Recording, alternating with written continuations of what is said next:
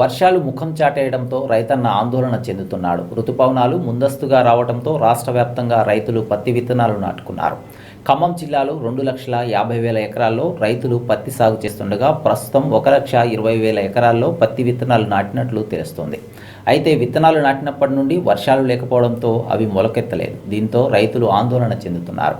ముఖ్యంగా వైరా, మదిర, సత్తుపల్లి, పాలేరు నియోజకవర్గంలో పత్తి పంటను రైతులు పెద్ద ఎత్తున సాగు చేస్తున్నారు. భూమిలో తేమ శాతం లేకపోవడంతో ఆ విత్తనాలు మొలకెత్తడం లేదు. అక్కడక్కడ బోర్లు, బావుల కింద ఉన్న పంటను సాగునీరు పెట్టి కాపాడుకునే ప్రయత్నం రైతులు చేస్తున్నారు. అయితే సరైన సమయానికి వర్షాలు రాకపోతే ఆ పంటలు కూడా ఎండిపోయే ప్రమాదం ఉందని రైతులు చెబుతున్నారు. వాతావరణ శాఖ ఈ సంవత్సరం వర్షాలు సమృద్ధిగా ఉంటాయని ప్రకటించడంతో రైతులు ఆనందపడ్డారు.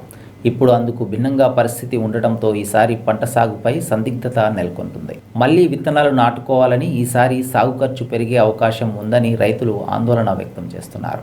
మదిర 2 ఎకరాలు పత్తేసాను.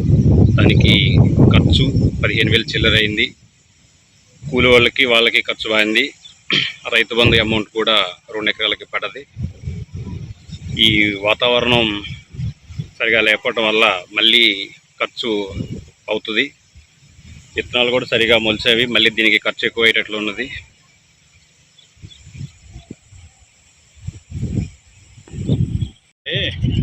ఒక 25 ఎకరాలు పత్తి వేసామండి.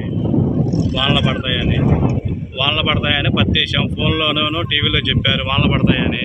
ఏంది మొత్తం ఎకరానికి వచ్చేసి 8,000 ఖర్చు అయిందండి. తోలకం అయితే కూలోళ్ళకి వచ్చేసి ఎకరానికి 1,000 రూపాయలు అంటున్నారు. వాళ్ళకి ఇచ్చాం. పత్తి విత్తనాలు 830 రూపాయలు లెక్క తీసుకున్నారు.